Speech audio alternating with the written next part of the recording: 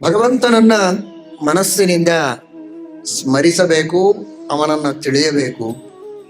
ತಿಳಿದರೆ ಸಾಲದಪ್ಪ, ವರ್ಣಿಸು ಅಂತಾರೆ. ಮನ್ನಿಸು, ವರ್ಣಿಸು. ನೀನು ತಿಳಿದ 4 ಮಾತುಗಳನ್ನು 4 ಜನರಿಗೆ ಹೇಳು.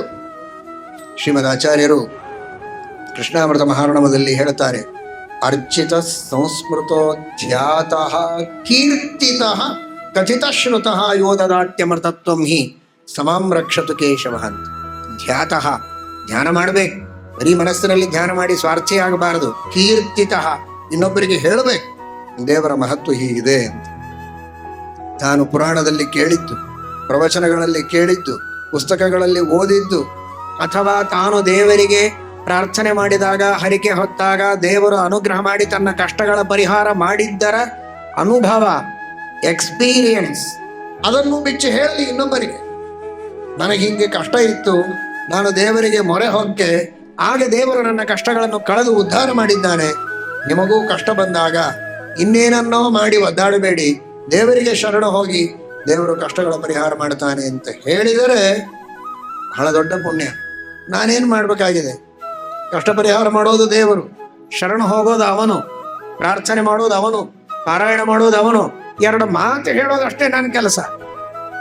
ನಿನಗೆಲ್ಲ ಒಳ್ಳೇದಾಗತ್ತೆ. ದೇವರ ಸೇವೆ ಮಾಡು, ವೆಂಕಟೇಶ ದೇವರ ಸೇವೆ ಮಾಡು, ರಾಮದೇವರ ಸೇವೆ ಮಾಡು, ಶ್ರೀಕೃಷ್ಣನ ಸೇವೆಯನ್ನು ಮಾಡು, ಪಾಂಡುರಂಗನ ಸೇವೆಯನ್ನು ಮಾಡು, ನಿನಗೆ ಒಳ್ಳೇದಾಗತ್ತೆ. ಇಷ್ಟು ಹೇಳೋದಕ್ಕೆ ಏನು ಕಷ್ಟ ಆಗಬೇಕಾಗಿದೆ? ಎಷ್ಟು ಖರ್ಚಾಗಬೇಕಾಗಿದೆ?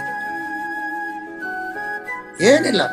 ಪುಕ್ಕಟೆಯಾಗಿ 2 ಮಾತಾಡೋದಕ್ಕೆ ನಮಗೇನು ಕಷ್ಟ? ಆ ಭಗವಂತನ ಮಹಿಮೆಯನ್ನ ವರ್ಣನೆ ಮಾಡು, ಅವನ ಗುಣಗಳನ್ನ ವರ್ಣನೆ ಮಾಡು, ಅವನ ದಯೆ, ಅವನ ಕಾರುಣ್ಯ, ಅವನ ಔದಾರ್ಯವನ್ನ ಮನಸ್ಸು ಬಿಚ್ಚು ವರ್ಣನೆ ಮಾಡು. ನಿನ್ನಿಂದ ಯಾವ ಅಪೇಕ್ಷೆಯನ್ನೂ ಪಡೆದೇ ದೇವರು ಅನಂತ ಉಪಕಾರಗಳನ್ನು ನಿನಗೆ ಮಾಡಿದಾಗ 2 ಮಾತುಗಳನ್ನು ಅವನ ಬಗ್ಗೆ ಆಡುವುದಕ್ಕೆ ನಿನಗೆ ಅಷ್ಟು ಗಾಂಭೀರ್ಯವೇ? ಅಷ್ಟು ಅಹಂಕಾರವೇ?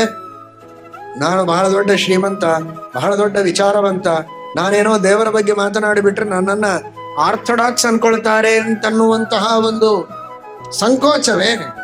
ಇಂತಹ ಅಹಂಕಾರ, ಇಷ್ಟು ಔದಾಸೀನ್ಯ, ಇಷ್ಟು ತಿರಸ್ಕಾರ, ಇಷ್ಟು ಸ್ವಾರ್ಥಪರವಾದ ಪ್ರವೃತ್ತಿ ಇದ್ದರೂ ಏನೂ ಸಂಕೋಚ ಇಲ್ಲದಂತೆ ನನ್ನನ್ನು ಪರಮಾತ್ಮ ರಕ್ಷಣೆ ಮಾಡ್ತಾ ಇದ್ದಾನೆ, ಅವನ ದೊಡ್ಡಸ್ತಿಕೆ ಎಷ್ಟು?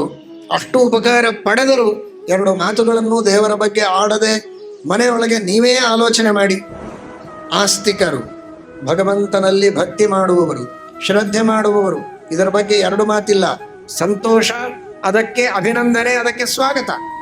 ಆದರೆ ಮಾತನಾಡುವಾಗ ದೇವರ ಬಗ್ಗೆ ಅಂತೇನಾದರೂ ಮಾತಾಡ್ತೀವ? ಗುಡಿಗೆ ಹೋಗೋಣ ಅನ್ನೋದೊಂದು ಬೇರೆ.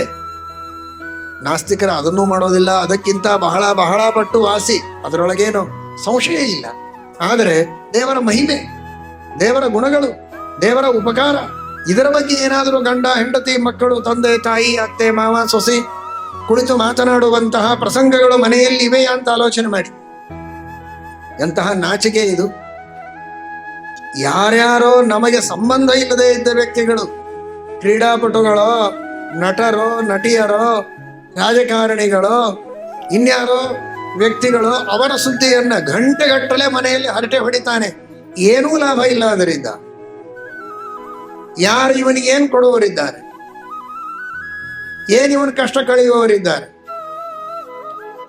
ಯಾರ ನಾಮೋಚ್ಚಾರಣೆ ಮಾಡಿದರೆ, ಯಾರ ನಾಮಸ್ಮರಣೆ ಮಾಡಿದರೆ ನಮ್ಮ ಎಲ್ಲಾ ಕಷ್ಟಗಳನ್ನು ಕಳೀತಾನೆ, ಇಷ್ಟಾರ್ಥಗಳನ್ನು ಕೊಡ್ತಾನೆ. ಅಂತಹ ಅನಂತ ಉಪಕಾರಗಳನ್ನು ನಿರಂತರವಾಗಿ ಮಾಡ್ತಾನೇ ಇರುವ, ನಾವು ಸ್ಮರಣೆ ಮಾಡಿದ ಮೇಲಲ್ಲ, ನಾವು ಸ್ಮರಣೆ ಮಾಡಿದ ಮೇಲೆ ನನಗೆ ಮಾತಾಡ್ಲಿಕ್ಕೆ ಬರುತ್ತಾ? ಆಮೇಲೆ ನನ್ನ ಹಾರ್ಟ್ ಬೀಟಿಂಗು ಶುರುವಾಗ್ತದ, ನನ್ನ ಲಂಗ್ಸು ಲಿವರ್ ಎಲ್ಲ ಆಮೇಲೆ ಕೆಲಸ ಮಾಡ್ತಾವ? ನಾವು ಹುಟ್ಟಿದಾಗೆ ಮಾಡ್ತಾ ಇತ್ತು. ಹುಟ್ಟಿದಾಗಿನಿಂದ ಎಲ್ಲ ಕೆಲಸ ನನ್ನಲ್ಲಿ ನಡೀತಾ ಇದೆ. ಅದೆಲ್ಲವನ್ನ ಮಾಡಿಸ್ತಾ ಹೊರಗಿನ ಎಲ್ಲ ವಸ್ತುಗಳನ್ನು ಸೃಷ್ಟಿ ಮಾಡಿ ನನಗಾಗಿ ಕೊಟ್ಟು ದೇವರು ಉಪಕಾರ ಮಾಡ್ತಾನೇ ಇದ್ದಾನೆ.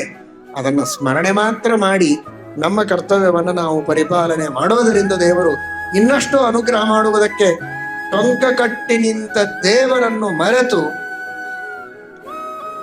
ನಮ್ಮಂತೆಯೇ ಮಾನವರು, ನಮಗಿಂತಲೂ ಚಿಕ್ಕವರು, ಏನೂ ಅವರಿಂದ ನಮಗೆ ಲಾಭ ಇಲ್ಲ, ಅಂಥವರ ಹೆಸರನ್ನು ಹೇಳಿಕೊಂಡು ನಾವು ವ್ಯರ್ಥ ಕಾಲಹರಣ ಮಾಡಿದರೆ ಎಂತಹ ಶೋಚನೀಯ ಸ್ಥಿತಿ! ಅದನ್ನು ಮಾಡಬೇಡಿ. ಆ ಭಗವಂತನ ಸ್ಮರಣೆಯನ್ನು ಮಾಡಿ, ಕೀರ್ತನೆಯನ್ನು ಮಾಡಿ, ನಾರಾಯಣನ ಮನ್ನಿಸು, ವರ್ಣಿಸು ಅಂತಾರೆ.